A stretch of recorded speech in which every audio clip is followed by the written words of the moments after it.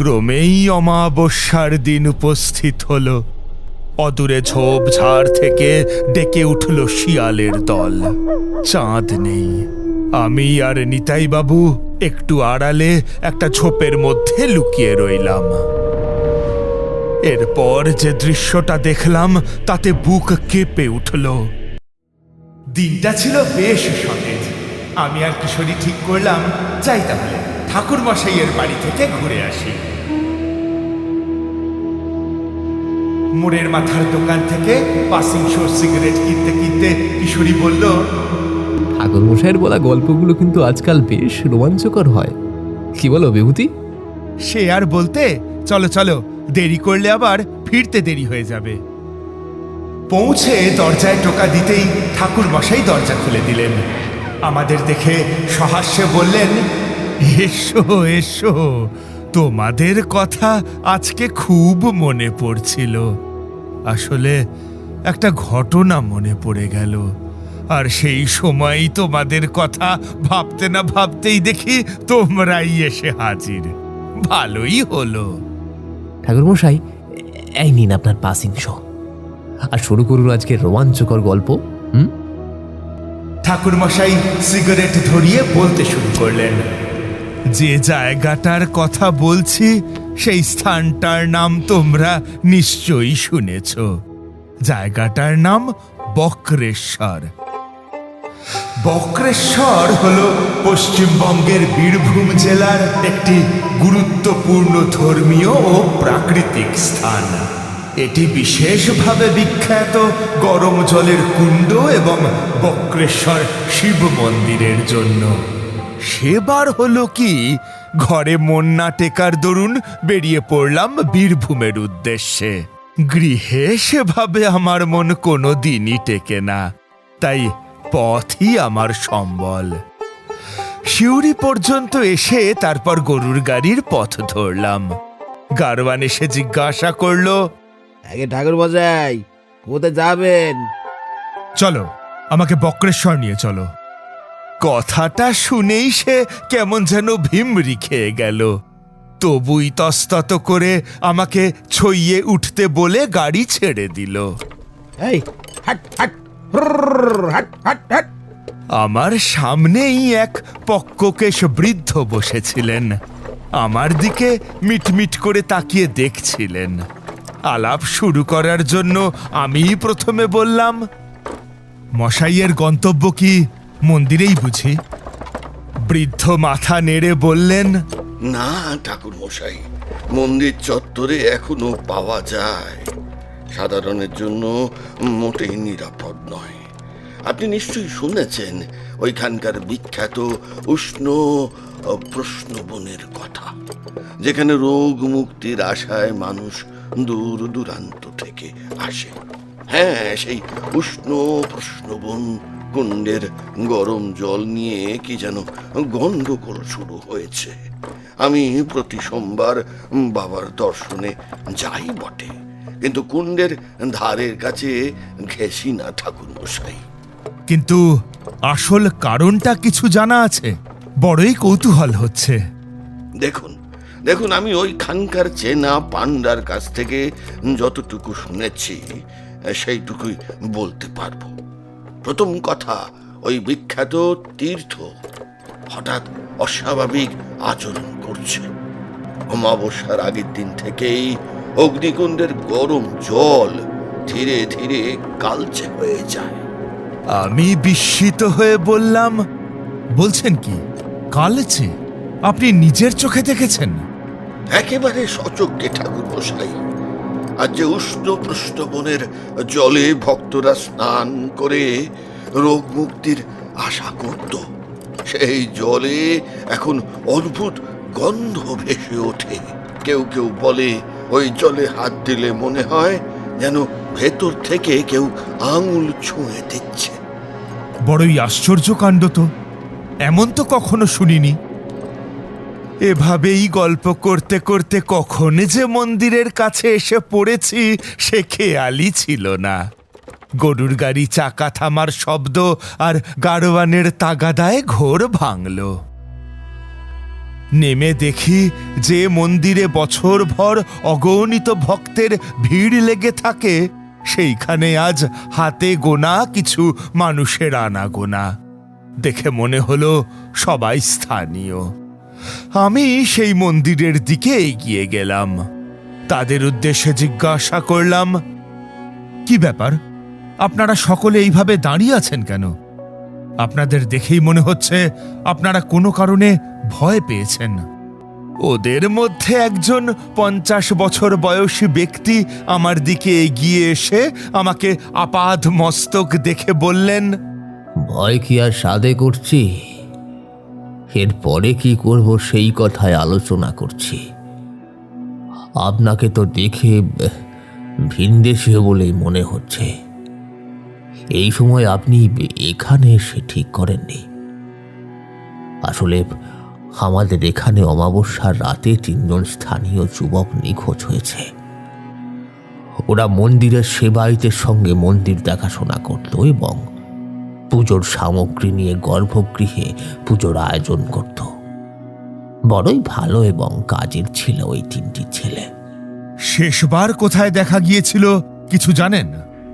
শুনেছি শ্মশান সংলগ্ন উষ্ণ পোষ্ঠবনের ধারে। নিতাই বাবু, আমাদের মনে হচ্ছে এবার এলাকা ছেড়ে পাতারি গুটিয়ে সরে পড়তে হবে। আমাদের গ্রামের 3টে জোয়ান ছেলে হারিয়ে যাওয়ার পর কোনো হদিশ পাচ্ছি না তাদের, যার ফলে গ্রামের লোক ভয় সিটিয়ে আছে। কিন্তু সবচেয়ে আশ্চর্য হচ্ছে ওরা 3 জন সেই কুণ্ডের কাছে গিয়েছিল কেন? বিষয়টা আমারও সন্দেহ বাড়িয়ে তুলছে। আসলে অনেক দিন ধরেই ওই কুণ্ড সম্পর্কে নানা গুজব শোনা যাচ্ছিল, আর বাইরে বক্রেশ্বরের মন্দিরের নাম খারাপ হোক সেটা ওই 3টে ছেলে কিছুতেই মেনে নিতে পারছিল না। তাই ওরা ভেবেছিল হয়তো কেউ ইচ্ছাকৃতভাবে এই সাধারণ মানুষকে ভয় দেখাচ্ছে এবং তাদের ক্ষতি করছে। তাকে হাতে নাতে ধরার অভিপ্রায়ে ওরা ঘনঘোর অন্ধকার রাতে ওই কুণ্ডের দিকে গিয়েছিল। যাওয়ার দিন সন্ধ্যাবেলায় সব পরিকল্পনা আমাকে বলেছিল ওরা। আমি অনেক নিষেধ করেছিলাম, বুঝলেন, প্রাণের ঝুঁকি নিতে মানা করেছিলাম, কিন্তু ওরা কেউ আমার কথায় কান দিল না। ওই সন্ধ্যেতেই ওদের আমি শেষবার দেখেছিলাম। আর স্থানীয় কিছু মানুষ নাকি ওই শ্মশান সংলগ্ন কুণ্ডের দিকে তাদের যেতেও দেখেছিল। কে দেখেছিল? আমি তার সঙ্গে একটু কথা বলতে চাই। ওই তো শম্ভু দেখেছিল প্রথমবার। ওই শম্ভু, একবার এদিকে এসো, ঠাকুর মশাই তোমাকে কিছু জিজ্ঞেস করবে। শম্ভু সিঁড়ির উপর চুপ করে আমাদের কথা শুনছিল। কেন তাকে ডাকা হচ্ছে সেই কথাটি তার কানে গিয়েছিল, তাই সে কোনো ভূমিকা না করেই বলল, ঠাকুর মশাই, ওই মন্দিরের উষ্ণকুণ্ডের ধারে আমি ওদের শেষবার রাতে দেখেছিলাম। তখনই আমার কিছুটা সন্দেহ হয়েছিল, বুঝলেন। দিনের আলোতে যেখানে মানুষ ঠিক মতো যেতে চায় না, সেখানে রাতের অন্ধকারে ওরা কি করছে কৌতূহল সামলাতে পারলাম না ঠাকুর মশাই। সারা রাত ঘুম হলো না ওদের কথা ভেবে। পরের দিন দিনের আলো ফুটে পাখির ডাক কানে যেতেই দৌড়ে ওই কুণ্ডর দিকে এগিয়ে গেলাম। গিয়ে যা দেখলাম তাতে আমার বুকটা চ্যাঁত করে উঠল ঠাকুর মশাই। কি দেখলে? দেখলাম ওইখানে তাদের টিকিটিরও দেখা নেই, বরং কুণ্ডের জল লাল হয়ে গেছে আগের চাইতে অনেক বেশি। দেখে মনে হচ্ছিল যেন রক্ত। আর ঘাটের চাতালে ছড়িয়ে ছিটিয়ে ছিল কিছু জিনিস, কয়েকটা পোড়া রুদ্রাক্ষ আর মাটিতে ঘড়ি মাটি দিয়ে আঁকা একটা অদ্ভুত নকশা। তবে নকশাটা সম্পূর্ণ নয় ঠাকুর মশাই। আমার ঠিক পাশেই এক বৃদ্ধ পান্ডা দাঁড়িয়েছিলেন। তাকে উদ্দেশ্য করে বললাম, আচ্ছা, আপনি তো এখানে অনেক দিন আছেন, বলতে পারবেন এ কিসের লক্ষণ? এই চক্রটাই বা কার আঁকা? পান্ডা থর থর করে কাঁপতে কাঁপতে বললেন, এ সর্বনাশ ঠাকুর মশাই, ঘোর সর্বনাশ। এই যে অর্ধেক আঁকা তন্ত্রচক্র, এটা কোনো সাধারণ তন্ত্র নয়। এটা এটা সেই পুরনো অভিশাপ জেগে ওঠার ইঙ্গিত। বলছেন কি? পুরনো অভিশাপ? একটু ভালো করে খুলে বলুন তো। আ- আজ থেকে আজ থেকে প্রায় কয়েকশো বছর আগের কথা। তখন এক তান্ত্রিক কোথা থেকে এসে এখানে মাটির নিচে এক ভয়ঙ্কর এবং নিষিদ্ধ তন্ত্র সাধনা শুরু করেছিল।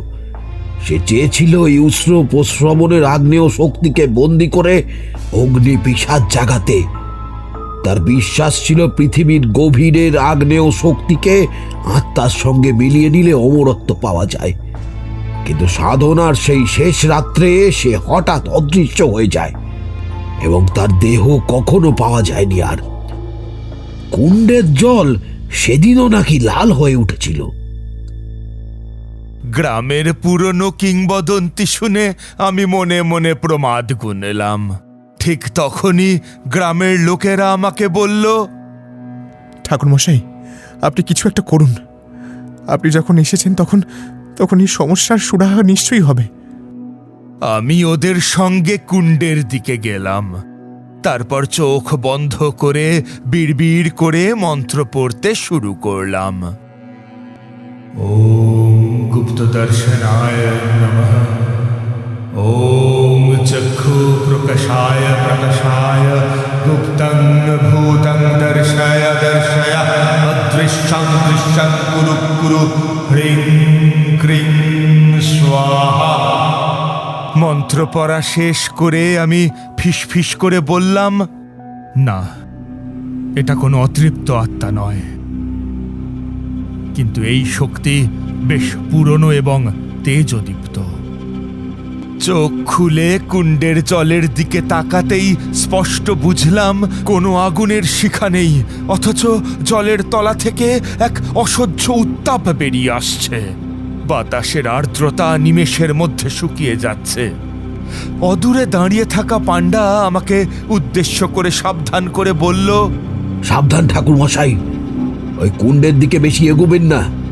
দেখছেন না কুণ্ডের জল কিভাবে টক বক করে ফুটছে? কথাটা সত্যি। ইতিমধ্যেই আমার কপালে বিন্দু বিন্দু ঘাম জমতে শুরু করেছে। মেঘলা আর দম বন্ধ করা গুমোট পরিবেশ চারদিকে। আমি সরে গিয়ে গাছের ছায়ায় দাঁড়ালাম। তারপর বললাম, দেখুন, আমার মন্ত্রশক্তি দিয়ে যা বুঝেছি, এটা কোনো সাধারণ ভূতপ্রেত নয়। এ হলো অগ্নিসত্তা, যা আগ্নেয় শক্তিতে জন্ম নেয় ঠিকই, কিন্তু বেঁচে থাকার জন্য দরকার মানুষের জীবন্ত আত্মা। সেই তান্ত্রিকের অর্ধেক ফেলে রাখা তান্ত্রিক সাধনা আজ পূর্ণতা চাইছে। সেবাইত ছেলে তিনটে না জেনেই সেই অসমাপ্ত চক্রে পা দিয়ে ফেলেছিল। আমার কথা শুনে ভয়ে সকলের মুখ ম্লান ও বিবর্ণ হয়ে গেল। নিতাইবাবু কাঁপা গলায় বললেন, তাহলে ওরা কি আর বেঁচে নেই? সেটা জানতে হলে আমাকে অমাবস্যার তৃতীয় প্রহর পর্যন্ত অপেক্ষা করতে হবে। আর আমার হিসেব বলছে কালই আসছে সেই অমাবস্যা। ক্রমেই অমাবস্যার দিন উপস্থিত হলো। অদূরে ঝোপঝাড় থেকে ডেকে উঠল শিয়ালের দল। চাঁদ নেই। আমি আর নিতাইবাবু একটু আড়ালে একটা ঝোপের মধ্যে লুকিয়ে রইলাম। এরপর যে দৃশ্যটা দেখলাম তাতে বুক কেঁপে উঠল। কুণ্ডের ভিতর থেকে যে ধোঁয়া উঠছিল সেটা আর সাদা নেই, ঘুটঘুটে কালো। নিতাইবাবু ভয় ভয় বললেন, ওই দেখুন ঠাকুরমশাই, ওই ধোঁয়াটা আকাশের দিকে না উঠে শ্মশানের চিতার দিকে এগিয়ে যাচ্ছে যে। আপনি কথা বললেই কিন্তু আমরা বিপদে পড়ে যাব নিতাইবাবু। এই ধোঁয়া নিজের ইচ্ছেতে কিংবা বাতাসের তোড়ে যাচ্ছে না। বাতাসই তো নেই এখন। আমার মনে হচ্ছে এই ধোঁয়া কারোর ইচ্ছাধীন হয়ে ওই দিকে এগিয়ে চলেছে। এখন খুবই ভয়ঙ্কর সময়, অমাবস্যার তৃতীয় প্রহর। শুনছেন ঠাকুরমশাই, ওটা কিসের শব্দ হচ্ছে? আমি কান খাড়া করে শুনলাম, বুঝতে পারলাম কুণ্ডের জল টকবক করে ফুটতে শুরু করেছে। সমগ্র চত্বরটা লাল ধোঁয়ায় ভরে গেছে, আর সেই ধোঁয়ার মাঝখানেই জ্বলে উঠল দুটি লাল বিন্দু। তা দেখে নিতাইবাবুর দাঁত কপাটি লেগে যাওয়ার উপক্রম। নিতাইবাবু, নিজেকে সামলান। আপনি অযথা ভয় পাচ্ছেন কেন? আমি থাকতে কেউ আপনার কেশাগ্র স্পর্শ করতে পারবে না। ঠাকুরের নাম করুন। কিন্তু তিনি সম্পূর্ণ জ্ঞান হারিয়ে ফেললেন, আর আমি দেখলাম ওই ধোঁয়ার ভিতর থেকে লাল বিন্দুগুলো বেশ বড় হয়ে উঠেছে। উজ্জ্বল লাল আলোতেই চারপাশটা অনেকটা আলোকিত হয়ে উঠেছে। আমি ইষ্ট দেবতাকে স্মরণ করলাম। হে মহাদেব, এই অজানা স্থানে আমি সম্পূর্ণ একা, আমাকে রক্ষা করো। দূর থেকে অট্টহাসি ভেসে এলো। তারপর কেউ যেন বলে উঠল, তারানাথ, তুই আমাদের মায়াজালে আটকা পড়ে গেছিস। কেউ তোকে পরিত্রাণ দিতে আসবে না। অন্ধকার আরো গাঢ় হলো। কুণ্ডের কালো ধোঁয়া কুণ্ডলি পাকিয়ে চিতার আগুনের মতো লাল হয়ে উঠল। আমি ঝোলা থেকে মন্ত্রপুত বিভূতি বের করে চারিদিকে রক্ষা কবচ এঁকে নিলাম। ঠিক তখনই কুণ্ডের ফুটন্ত জলের ভিতর থেকে একটি অবয়ব উঠতে লাগলো। প্রথমে ধোঁয়া, তারপর ধীরে ধীরে জমাট বেঁধে রূপ নিল এক অর্ধদগ্ধ ছায়া মূর্তি। মানুষের মতো হলেও চামড়া নেই, হাড় পেশির ফাঁক দিয়ে নীল আগুনের শিখা বয়ে যাচ্ছে। চোখের কোটরে মণির বদলে জ্বলছে দুটো রক্তাভ আগুন। তারানাথ, তুই বড় দেরি করে ফেলেছিস। কয়েকশো বছর আগে যে রক্ত দিয়ে যজ্ঞ শুরু হয়েছিল তা আজও তৃষ্ণার্ত। আমার এই শরীর দহন জ্বালায় জ্বলছে। আমাকে পূর্ণ করো। এই উষ্ণ প্রস্রবণ হবে আমার অনন্ত যজ্ঞকুণ্ড। আমি তখনও মনের ভিতর ইষ্ট মন্ত্র জপছি। তোর সাধনা অপবিত্র। পৃথিবীর নিচের আগ্নেয় শক্তিকে তুই নিজের স্বার্থে বেঁধে রাখতে চাস। ওই তিনটে নির্দোষ যুবক কোথায়? তাদের মুক্ত কর।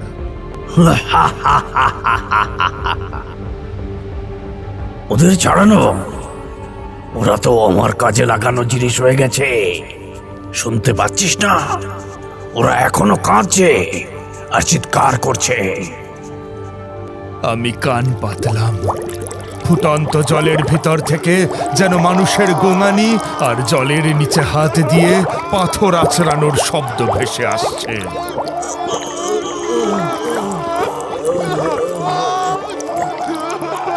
এক লহমায় আমার কাছে সব পরিষ্কার হয়ে গেল।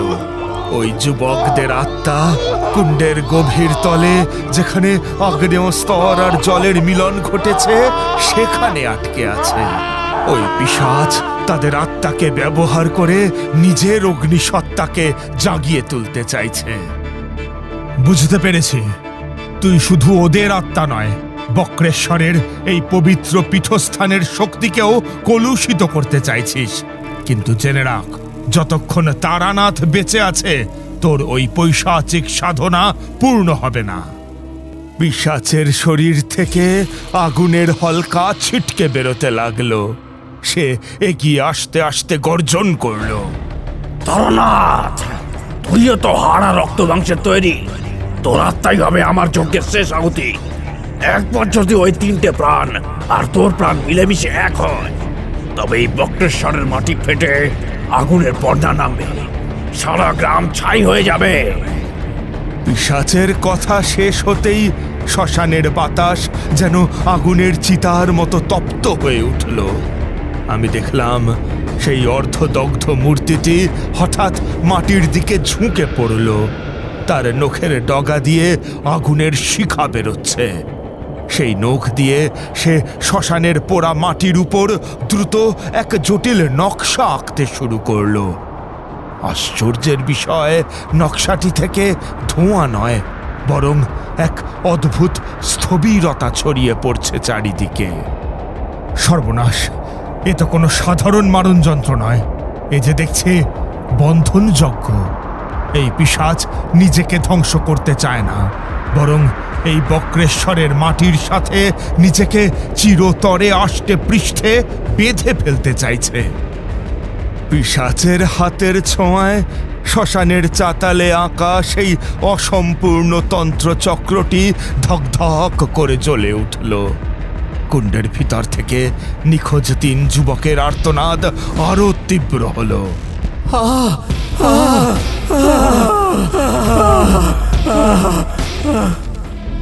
তাদের শরীরের নির্যাস যেন ধোঁয়ার আকারে এসে পিশাচের সেই হাড় সর্বস্ব দেহে মাংসপেশি তৈরি করছে। দেখ তারনাথ, এই বন্ধন ছিন্ন করার শব্দ তোর নেই। আমি যতবার বুড়ব, এই উষ্ণ প্রশ্রবণের জল আমাকে ততবার প্রাণ দেবে। আমি বক্রেশ্বর, আর বক্রেশ্বরে আমি। আমি যখন আমার ঝোলা থেকে কোষ্টি পাথরের রক্ষা কবচ বের করেছি, ঠিক তখনই অন্ধকারের আড়াল থেকে এক বৃদ্ধ পাণ্ডার ছায়া মূর্তি এগিয়ে এলো। তার হাতে একটা পুরনো তামাটে রঙের পুঁথি। লোকটা কাঁপছিল, কিন্তু তার চোখে ছিল এক গভীর বিষাদ। ঠাকুর মশাই, বৃথা চেষ্টা করবেন না। এই পিশাচকে পুরোপুরি উপরে ফেলা অসম্ভব। সে কি কথা? এর কি কোনো সমাধান নেই? এই অশুভ শক্তিকে কি এইভাবেই ছেড়ে দেব? শুনুন ঠাকুর মশাই, এর উৎস কোনো প্রেত লোক নয়। এর উৎস খোদ ধরিত্রীর জঠরে থাকা ওই আগ্নেয়তা। ওই উষ্ণ প্রস্রবণ যতদিন থাকবে, এই পিশাচের অস্তিত্বের স্ফুলিঙ্গ ততদিনই থাকবে। আপনি বড় জোর একে কিছুদিনের জন্য সুপ্ত অবস্থায় রাখতে পারেন, কিন্তু একে শেষ করবেন কি দিয়ে? আগুনের বিনাশ কি কখনো হয়? আমি আমার ঝোলা থেকে একটি ছোট ধারালো ছুরি বের করলাম। পিশাচ তখন বিজয়োল্লাসে গর্জন করে আমার দিকে ধেয়ে আসছে। তার উত্তাপে আমার গায়ের চাদরটা পর্যন্ত কুঁকড়ে যাচ্ছিল। মরণ তোর শিহরে তারনাথ। এই বন্ধন যজ্ঞে তোর রক্তই হবে শেষ ইন্ধন। আমি চোখের পলকে ছুরি দিয়ে নিজের বাঁ হাতের তালু চিড়ে ফেললাম। তাজা রক্ত ঝরঝর করে ঝরে পড়ল সেই অর্ধেক আঁকা অশুভ তন্ত্র চক্রের উপর। রক্তের সংস্পর্শে আসার সাথে সাথে খড়িমাটির সেই সাদা দাগগুলো টকটকে লাল হয়ে জ্বলতে শুরু করলো। আমি আমার মন্ত্রপুত জপমালা দিয়ে সজোরে সেই রক্তমাখা নকশার উপর আঘাত করলাম। ওং অগ্নিস্তাভনং কুরু কুরু স্বাহা। এই ধরিত্রীর রক্তে তোকে আমি আজ পাতাল গর্ভে স্তব্ধ করলাম। মুহূর্তের মধ্যে শ্মশানের নিস্তব্ধতা খান খান করে এক বিকট বিস্ফোরণের শব্দ হলো। মনে হলো যেন বক্রেশ্বরের মাটি ফেটে কোনো আগ্নেয়গিরি জেগে উঠেছে। পিশাচের সেই অর্ধদগ্ধ দেহটি যন্ত্রণায় ছটফট করে উঠল।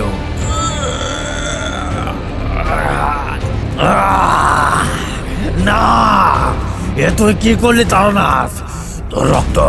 তোর রক্তে এত তেজ কেন? এ তেজ আমার নয় পিশাচ, এ তেজ সত্যের।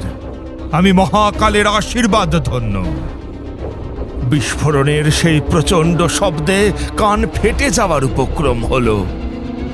চারিদিকের বাতাস যেন কয়েক মুহূর্তের জন্য থমকে গেল। পিশাচের সেই বিভৎস অবয়বটা আর্তচিৎকার করতে করতে নীলচে ধোঁয়ায় রূপান্তরিত হতে শুরু করেছে।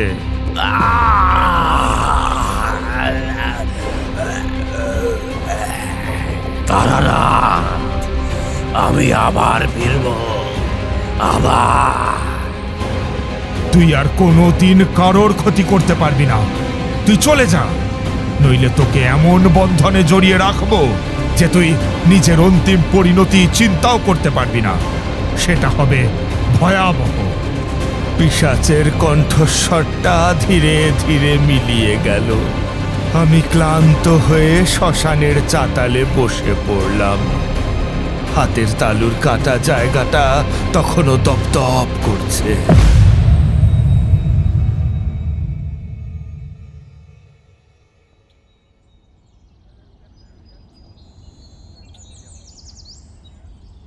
ভোরের আবছা আলো ফুটেছে।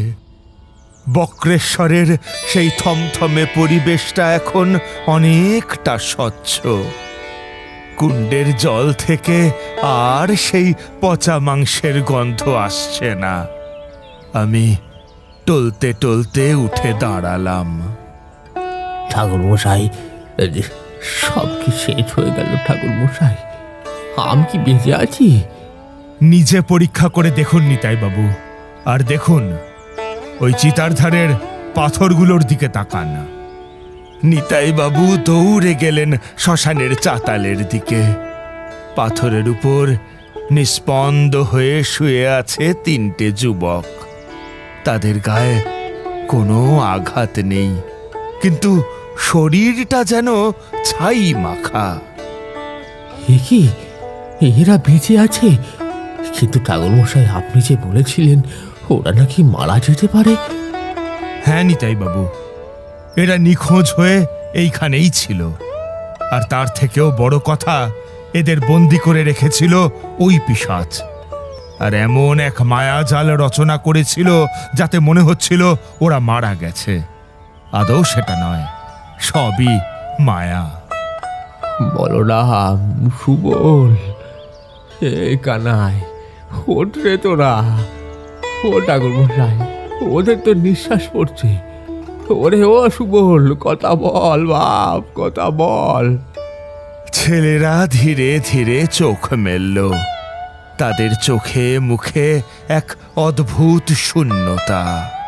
আমরা আমরা এখানে কেন নিতাই কাকা? কাল রাতে তো আমরা মন্দিরে ছিলাম, এখানে এলাম কি করে? মাথাটা কেমন ঝিমঝিম করছে। চিতার ধারে আমরা শুয়ে আছি কেন? আর এই ঠাকুর মশাইটা বাকে? আমি এক চিলতে হাসলাম। বুঝলাম তাদের স্মৃতি থেকে গত কয়েক ঘন্টার সেই নারকীয় অভিজ্ঞতা সম্পূর্ণ মুছে গেছে। ওদের বেশি চাপ দেবেন না নিতাই বাবু, ওরা কিছুই মনে করতে পারবে না। ওদের বাড়ি নিয়ে যান। শ্মশান থেকে ফিরে এসে দেখলাম বৃদ্ধ পাণ্ডা তখন কুণ্ডের ধারে দাঁড়িয়ে এক মনে জলের দিকে তাকিয়েছিলেন। জল এখন আবার আগের মতোই নির্মল, শান্ত। সবাই ভাবছে অভিশাপ শেষ হলো, কিন্তু আমরা তো জানি ঠাকুর মশাই, আগুনের উৎস নিভে যায় না, তাকে চাপা দেওয়া যায় মাত্র। সেটাই ভালো, মানুষ সুখে থাকুক। সব রহস্য সবার না জানাই মঙ্গল। ছেলেরা সুস্থ হয়ে ঘরে ফিরল। গ্রামে আবার উৎসবের মেজাজ। সবাই ভাবল বিপদ কেটে গেছে, কিন্তু আমার মনের কোণে একটা খটকা থেকেই গিয়েছিল। সেই বৃদ্ধ পাণ্ডার কথাগুলো আমার কানে বারবার বাজছিল। আগুনের উৎস নিভে যায় না। কয়েকদিন পর ফেরার আগে একবার শেষবারের মতো সেই কুণ্ডের ধারে গেলাম। দুপুরবেলা, চারিদিকে তীর্থযাত্রীদের ভিড়। তখনই ঘটল সেই অদ্ভুত ঘটনা। ভিড়ের মধ্যে থেকে একজন যাত্রী ও তার সঙ্গী এগিয়ে এলো। উফ, কি প্রচন্ড গরম এই কুণ্ডের জল। বলি, ওহে হরিদাস, এই জলে স্নান করলে নাকি সব চর্মরোগ সেরে যায়। একবার হাত দিয়ে দেখো তো ভাই। দেখো বাপু, লোকে তো তাই বলে। বক্রেশ্বর মহাত্মাই আলাদা। আমি ভাবছি আজ একটু মাথায় জল ঠেকাবো। হরিদাস কুণ্ডের বাঁধানো ঘাটে বসে ধীরে ধীরে ডান হাতটা জলের গভীরে ডুবিয়ে দিল। মুহূর্তের মধ্যে লোকটার মুখ ফ্যাকাশে হয়ে গেল, যেন প্রচণ্ড ভয় পেয়েছে কোনো কারণে। উফ, ওরে বাবারে, কি গরম, হাত জ্বলে গেল। আরে অত চেঁচাচ্ছ কেন? ওটা তো উষ্ণ প্রস্রবণ, জল তো গরম হবেই। হাত সরাও। না রে সুকুমার, এ শুধু গরম নয়, মনে হলো কেউ যেন আমার আঙুলগুলো খামচে ধরলো। আর আর জলের নিচে ওটা কিসের আলো? কিসের আলো? এ রোদের প্রতিফলন হবে হয়তো। না না, ওই দেখ, একদম নিচের দিকে তাকিয়ে দেখ, কালচে জলের একদম তলদেশ থেকে একটা লাল আভা ফুটে উঠছে না? হরিদাসের কথা শুনে ঘাটে থাকা আরো 2-4 যাত্রী উকি দিয়ে দেখতে শুরু করলো। আমি ভিড় ঠেলে একদম সামনে গিয়ে দাঁড়ালাম। দেখলাম জলের গভীরে ধিক ধিক করে একটা রক্তাভ আভা কাঁপছে, ঠিক যেন কয়লার আগুনের মতো। আরে তাই তো, কুণ্ডের জল তো এত লাল দেখায় না কোনোদিন। ওটা ওটা কি ভাসছে জলের নিচে? ওটা ওটা কোনো আলো নয় রে, ওটা চোখ। কেউ নিচ থেকে এক দৃষ্টে আমার দিকে তাকিয়ে আছে, লাল টকটকে দুটো চোখের মণি। কি আবল তাবল বকছিস রে হরিদাস? মনের ভুল তোর। চল এখান থেকে সরে যাই। আপনারা কেউ আর জলে হাত দেবেন না। আজ অমাবস্যার প্রথম দিন, জলের স্রোত এখন অস্থির থাকে। ঠাকুর মশাই, বিশ্বাস করুন, আমি স্পষ্ট দেখলাম জলের নিচ থেকে একটা বিভৎস অবয়ব উপরের দিকে উঠে আসতে চাইছে। ওটা মানুষ নয়। যাত্রীরা ভয়ে ভয়ে ঘাট থেকে দূরে সরে গেল। আমি একলা দাঁড়িয়ে রইলাম ঘাটে।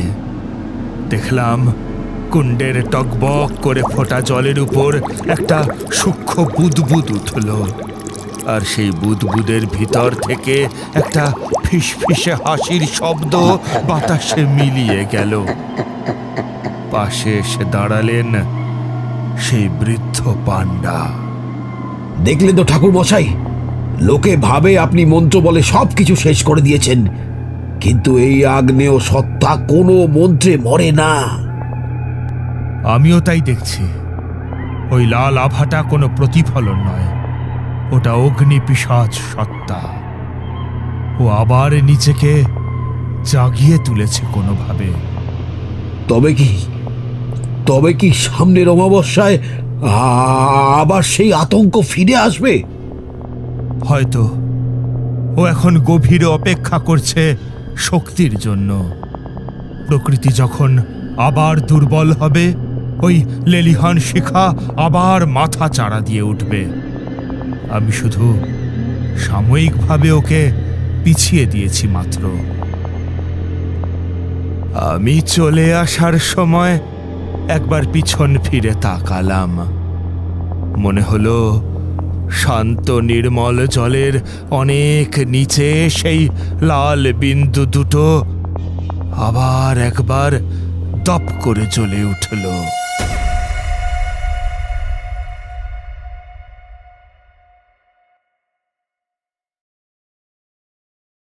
আমাদের এই গল্প যদি আপনাদের ভালো লেগে থাকে তাহলে অবশ্যই লাইক করবেন এবং শেয়ার করবেন।